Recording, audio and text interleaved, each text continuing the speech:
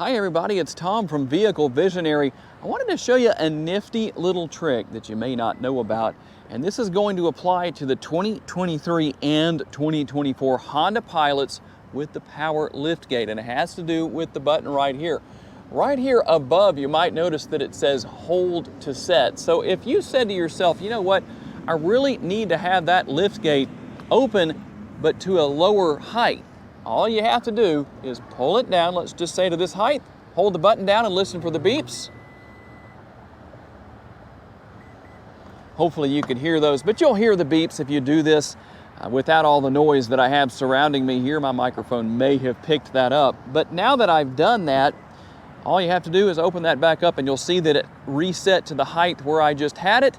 That's easy to do. That way you don't go looking in the interior or in the infotainment screen to find out how to reset the height of the liftgate, the power liftgate, on your 2023 or 2024 Honda Pilot.